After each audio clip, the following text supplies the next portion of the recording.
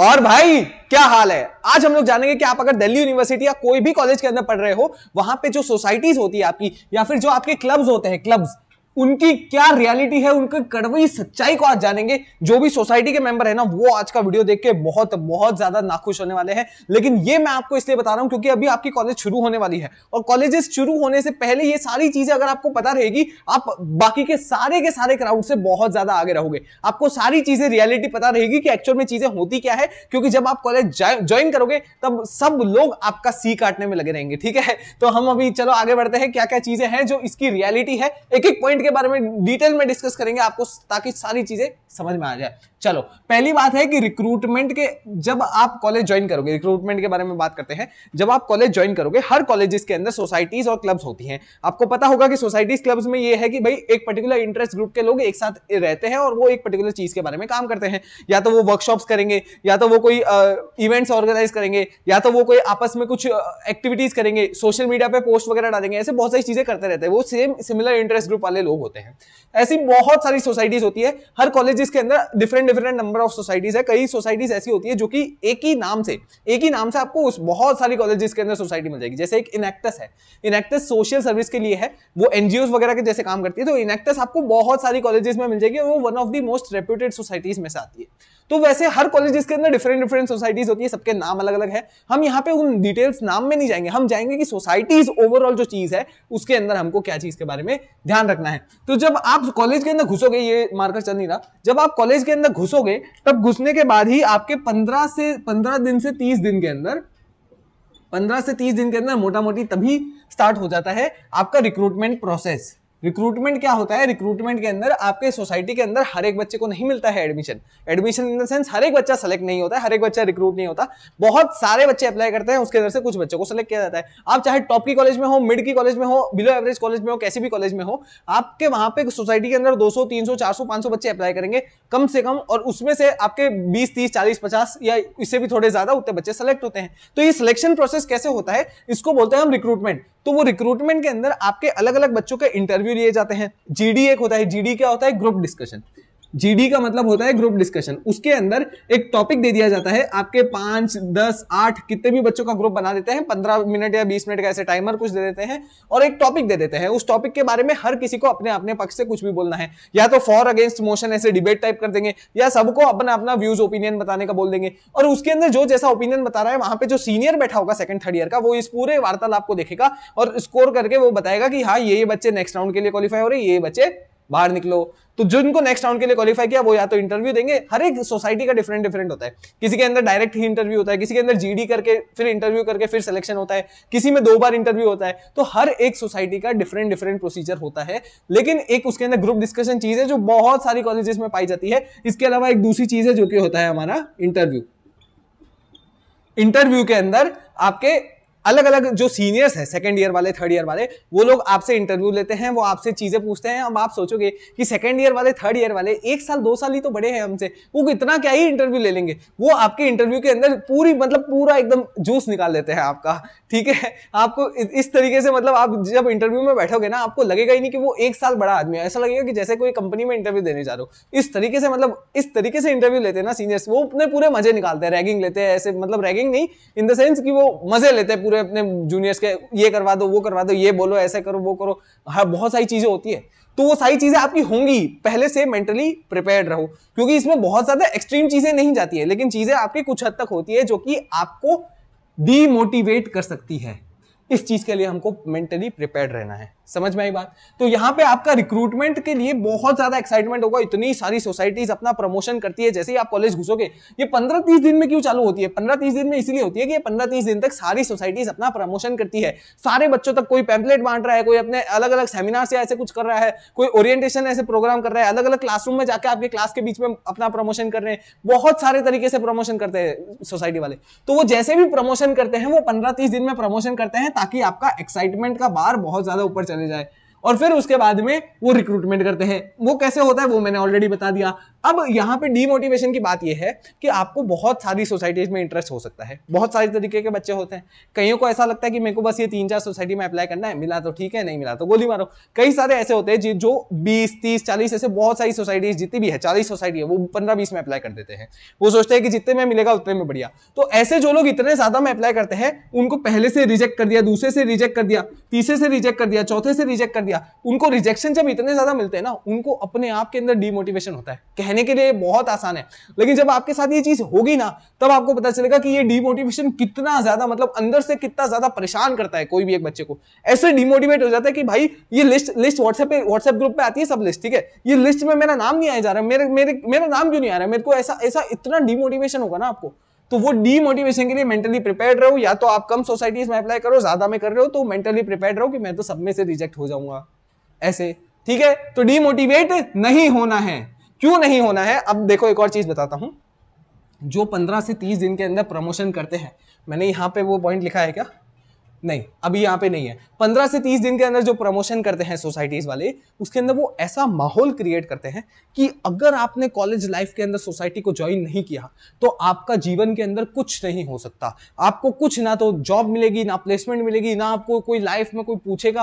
आपका इस तरीके का माहौल बना देंगे, आप खुद एक्सपीरियंस करना, 15 से 30 दिन में आपको ये चीज खुद से महसूस होगी कि इस तरीके का बना दिया आपको। आप ये मेरा वीडियो भूल जाओगे, लेकिन आपको वो याद रहेगा कि सोसाइटी जो है, ये सोसाइटी वाले, अरे भाई ये सोसाइटी, इसमें जाना है, इसमें नहीं गया तो फिर मेरा क्या जीवन बर्बाद हो जाएगा।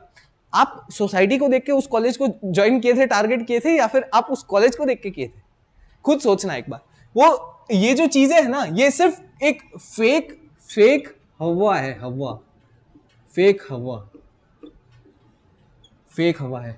कुछ नहीं होता है, ऐसा कुछ नहीं है। What matters is your skills.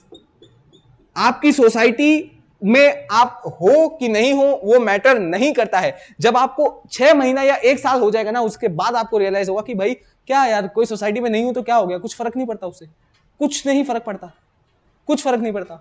आप यहां पे ये देखो, आपके लिए मैटर स्किल्स करती है सोसाइटी। ऑफ कोर्स वो ऐसा माहौल बनाते हैं कि आपकी ये जो सोसाइटी, अगर आप ज्वाइन कर लिए, आपको ये सोसाइटी मिल गई, तो आपका जो सीवी है, रेज्यूमे है, बायोडेटा है, उसके अंदर आपको बहुत ज्यादा सीवी पॉइंटर्स मिलते हैं। आपको जब इंटरव्यू में जाओगे, आप इस सोसाइटी में थे, इनेक्टस में थे, इसमें थे, जिसमें भी थे, वो सोसाइटी का आप नाम लोगे तो वो आपको उसके अंदर बहुत ज्यादा कंसिडर करेंगे, आपकी वैल्यू बढ़ जाएगी। इस तरीके का वो माहौल बनाते हैं। आपको ये बता देता हूं कि ये जो वैल्यू सीवी की है ना, ये सोसाइटी के हर एक मेंबर के लिए नहीं होती है, नहीं होती है। ये सिर्फ उन्हीं के लिए है जिनको पीओआर मिलता है। पीओआर क्या होता है? Position of responsibility. Position of responsibility, POR का मतलब है, जैसे हर एक कॉलेज के अंदर, हर एक सोसाइटी में 3rd ईयर के बच्चे हैं तो उसमें से एक प्रेसिडेंट होगा, एक वाइस प्रेसिडेंट होगा। 2nd ईयर के बच्चों में से भी 2 बच्चे सेलेक्ट होकर आएंगे, ये 2 बच्चे मेन हेड होंगे। अब वो हर एक कॉलेज के अंदर अलग अलग, हर सोसाइटी में अलग अलग टर्म का यूज किया जाता है इनके लिए, लेकिन कुल मिला के ये है कि एक हेड बनते हैं, उनको पीओआर मिलता है, एक रिस्पॉन्सिबिलिटी मिलती है, पोजीशन ऑफ रिस्पॉन्सिबिलिटी। जैसे आपको स्कूल में head boy, head girl, house captain, ये सब चीजें होती थी, उस तरीके से ये इसके अंदर सोसाइटी के अंदर होता है। तो जिनको ये मिलता है ना, उनके सीवी में ऑफकोर्स ये पॉइंटर बहुत ज्यादा वैल्यू करता है। उनके अगर वो इंटरव्यू में जाएंगे जब प्लेसमेंट के लिए, तब वो इस चीज को बताएंगे कि हमने यहाँ पे ये पीओआर मिला था हमको, तो उससे उसकी वैल्यू बढ़ जाएगी। लेकिन बाकी सब बच्चों के लिए उसकी वैल्यू कुछ नहीं है। तब तक कुछ नहीं है जब तक उस सोसाइटी से आपने कुछ स्किल्स नहीं सीखी, जब तक आपको उस सोसाइटी से कोई एक्सपीरियंस नहीं गेन किया। आपने एक्सपीरियंस गेन करना ज्यादा इंपॉर्टेंट है। बहुत सारी सोसाइटीज, अभी मैंने इसके अंदर शायद इंक्लूड नहीं किया है, ये रहा, सारी सोसाइटीज आर नॉट गुड। अगर आप कोई एक अच्छे कॉलेज में हो तो इसका मतलब ये नहीं कि वो अच्छे कॉलेज की सारी सोसाइटीज अच्छी होगी। अच्छे कॉलेज की भी कुछ ही सोसाइटीज अच्छी होती है, बाकी सारी सोसाइटीज डेड होती है। Dead dead dead dead dead dead dead का मतलब है इनएक्टिव, कुछ नहीं होता है उसकी सोसाइटी में। पूरे साल भर में कोई एक इवेंट हो गया तब वो थोड़ा सा एक्टिव हो गए, नहीं तो पूरे साल एकदम शांति रहती है, सन्नाटा। समझ में आई बात? तो इस तरीके से वो डेड सोसाइटी जो है उसकी कुछ वैल्यू नहीं है। आप उसमें पीआर भी ले दोगे ना, उसकी भी वैल्यू बहुत कम होगी। लेकिन अगर कोई एक्टिव सोसाइटी है और आप उसके अगर मेंबर भी हो ना, तो भी उसका, अगर आपको एक्टिव सोसाइटी से एक्सपीरियंस अच्छा गेन करने को मिला, आपको स्किल्स अच्छी सीखने को मिली, तो वो ऑफकोर्स आपकी वैल्यू बढ़ाएंगे। समझ में आया? अब कैसे पता करें कि वो अच्छी सोसाइटी है, खराब सोसाइटी है, कैसी सोसाइटी है? ये रहा तरीका। कोई सीनियर को फ्रेंड बनाओ, सीनियर फ्रेंड ढूंढो। कोई एक ऐसा सीनियर ढूंढो जो सीनियर आपको लगे कि हाँ, इनसे मैं बात कर सकता हूं, इनसे मैं चीजें कुछ भी पूछ सकता हूं। एक नहीं तो दूसरे पे जाओ, दूसरे नहीं तो तीसरे पे जाओ, पर उनसे बात करने की कोशिश करो। जब आप कॉलेज में आओगे आपको अपने कंफर्ट जोन से बाहर निकलना पड़ेगा, आपको लोगों से चीजें पूछनी पड़ेंगी, ठीक है। तो जब आप सीनियर से बात करोगे, उनसे पूछोगे, उनसे जब एक ओरिएंटेशन टाइप की चीज होती है, हर कॉलेज में अलग अलग नाम होता है, ओरिएंटेशन, इंडक्शन, ऐसे चीजें बोलते हैं, जब वो सोसाइटी प्रमोशन के लिए आती है, जब वो उस समय आती है, उस समय ये सब चीजें नहीं पूछनी होती, क्योंकि तब हर कोई अपनी चीज की तारीफ करेगा।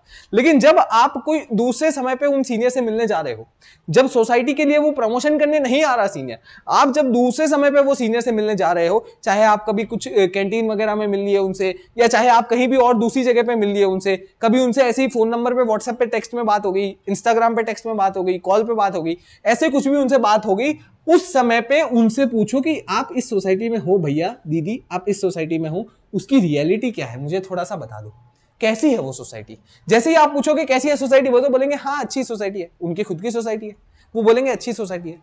तब आपको यहां पे डिटेल्ड क्वेश्चन पूछना है भाई, स्पेसिफिक क्वेश्चन पूछना है, स्पेसिफिक क्वेश्चन पूछोगे तब वो अच्छे से आपको इंफॉर्मेशन बताएंगे। उनको बोलो कि नहीं भैया दीदी, हमको पता है अच्छी सोसाइटी है, मैं आपसे अलग से इसीलिए बात कर रहा हूं कि मैं जानना चाहता हूं कि उस सोसाइटी में एक्चुअल में क्या उतनी वर्थ है जितनी हवा बना रखी है, या उसके अंदर कुछ भी हवा नहीं, वर्थ ही नहीं है, या उसकी कुछ हवा नहीं है लेकिन उसमें वर्थ बहुत ज्यादा है, क्या है रियलिटी। तो वो आपको, आपका जो सीनियर उस पर्टिकुलर सोसाइटी में है वो बता सकता है, और बाकी लोग आपको नहीं बता सकते। आई बात समझ में। वो लोग वो ही आपको सबसे बेस्ट बता सकते हैं, उनसे बेस्ट आपको और कोई नहीं बता पाएगा, कोई भी नहीं बता पाएगा। आपके जो खुद के बैचमेट्स जो बनेंगे, दोस्त बनेंगे थोड़े बहुत भी, वो सारे दोस्त जो आपको बताएंगे ना, उससे ज्यादा मैटर ये करता है, ये ज्यादा मैटर करता है, ठीक है। इन्फ्लुएंस नहीं होना है किसी की भी बात से, अपनी खुद की सोचने की क्षमता रखनी है। एक और चीज ये है कि पोस्ट और रील्स का दिखावा, अरे भाई साहब, आप कोई भी सोसाइटी में जाओगे ना, अभी ये इतना ज्यादा हो चुका है ना कोरोना के बाद से, कि हर एक सोसाइटी का अपना अपना इंस्टाग्राम पेज है। अब इनके सोसाइटी का ऐसा बना हुआ है ना अंदर से स्ट्रक्चर, कि आपको इंस्टाग्राम पे पोस्ट डालनी है, इंस्टाग्राम पे रील बना के डालनी है। इस तरीके से पूरा इन्होंने अपना ऐसा बनाया हुआ है माहौल सोसाइटी के अंदर, कि भाई हर महीने एक रील जानी चाहिए, एक दो तीन पोस्ट जानी चाहिए, एडिट करो, कैनवा पे ये बनाओ, वो करो वो करो। अभी आप कॉलेज में अभी जैसे ही सोसाइटी में घुसोगे ना, 2-3 महीने में आपको ये एक्सपीरियंस हो जाएगा, 2-3 महीने में आपको ये रियलिटी पता चल जाएगी कि ये पोस्ट और रील्स के जो इतना दिखावा करते हैं ना, वो सारी चीज एक्चुअल में वैसी है नहीं। आप जब उनका इंस्टाग्राम पेज खोल के देखोगे, अरे भाई ये मजे मार रहे हैं, ये इतना बढ़िया, ऐसी इतनी अच्छी कॉलेज है, इतना अच्छी सोसाइटी है, ऐसा आपको वो इंस्टाग्राम पे देख के लगेगा ना, वो सिर्फ और सिर्फ दिखावा होगा बहुत सारे केसेस के अंदर। मतलब जरूरी नहीं है कि जैसा आपको इंस्टाग्राम पे दिख रहा है पर्दे के सामने, एक्चुअल में पीछे से भी सोसाइटी वैसी हो।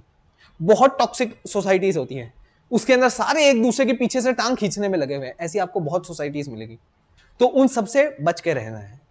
फिर भी अगर कोई गलती हो जाए तो लास्ट पॉइंट है कि आप छोड़ भी सकते हो सोसाइटी, छोड़ भी सकते हो। ऐसा नहीं है कि आप सोसाइटी ज्वाइन कर लिए, जैसे आपने कोई ट्यूशन कोचिंग में एडमिशन ले लिया या आपने स्कूल में एडमिशन ले लिया तो आपको वो पूरे साल पढ़ना ही पड़ेगा, ऐसा कोई कंपल्शन नहीं होता है। आप जिस पॉइंट पे चाहे उस पॉइंट पे सोसाइटी को छोड़ सकते हैं, भले ही 1 महीने बाद लगे, 1 दिन बाद लगे, आपको 1 साल बाद लगे, जिस भी पॉइंट पे लगे कि मुझे अब सोसाइटी के अंदर नहीं जम रहा है, मेरे को यहाँ का माहौल नहीं सेट हो रहा है, मेरे को कुछ भी XYZ रीजन की वजह से यहाँ सही नहीं लग रहा है, आप छोड़ सकते हो सोसाइटी।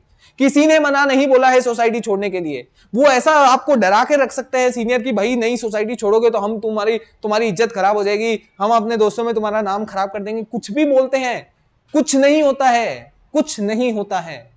मैं खुद ऐसे इन्फ्लुएंस हो गया था जब फर्स्ट ईयर में आया, एक सोसाइटी में इतना ज्वाइन करने की इच्छा थी, मेरी फर्स्ट प्रेफरेंस थी। हाँ, सोसाइटी के अंदर एक और चीज, प्रेफरेंस, ये काफी कॉलेजेस में चलता है, काफी में नहीं चलता। वो पूछेंगे आपकी सोसाइटी की सॉक प्रेफरेंस क्या है, ये मेरे को अभी नया पॉइंट याद आया, सॉक प्रेफरेंस क्या है वो पूछते हैं, क्योंकि उस कॉलेज के अंदर है समझ लो 40 से 50 सोसाइटी, वो अब उसके अंदर पूछते हैं कि आपने समझ लो 40-50 में से आपने 10 के अंदर अप्लाई किया, अब वो ये पूछते हैं कि आपने जिन 10 में अप्लाई किया उसमें 1 से लेके 10 तक आप रैंक करो कि आप इसमें ज्वाइन करना चाहते ही चाहते हो, ये फिर इसमें फिर इसमें फिर इसमें। मल्टीपल सोसाइटीज में बच्चा ज्वाइन कर सकता है, आप चाहो तो एक साथ 2, 3, 5, 10, 20 जितनी चाहे उतनी सोसाइटी में ज्वाइन कर सकते हो, अनटिल एंड अनलेस वो आपको एक्सेप्ट कर रहे हैं, मतलब एक्सेप्ट करेंगे तब कर सकते हो, एक्सेप्ट ही नहीं कर रहे, वो रिजेक्ट कर रहे हैं आपको, तो आपको डिमोटिवेट नहीं होना है, आप सोसाइटी में जितनी में मिल रहा है उतने में रह सकते हो, ठीक है। Society are not going to decide what you are doing in your future, what you will do in your future,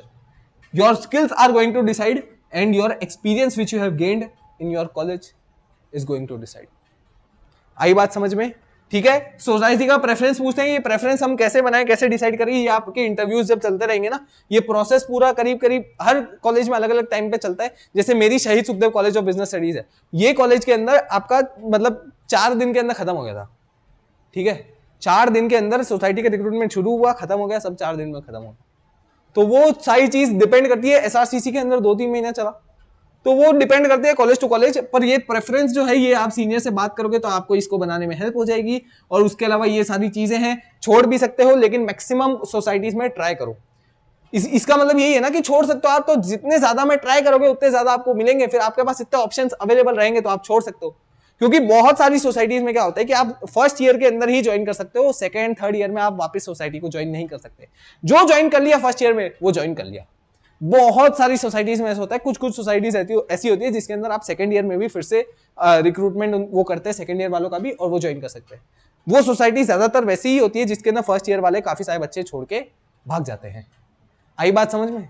बहुत सारी मैंने रियलिटी, एकदम हार्श रियलिटी, इतनी चीजें जो यूट्यूब पे मैंने आज तक मैं तो नहीं देखी, और ये मेरे को कॉलेज आके खुद को पता चली। मैंने खुद मेरे 2-3 दोस्तों से अभी फोन किया कि भाई मैं सोसाइटी के ऊपर वीडियो बना रहा हूँ, तुम्हारा सोसाइटी में क्या एक्सपीरियंस रहा? उनका खराब एक्सपीरियंस रहा था, तो उनसे सारी डिटेल पूछी और मैंने भी कुछ पॉइंटर्स अपने हिसाब से लिखे, आपको ये सारी चीजें बताई हैं।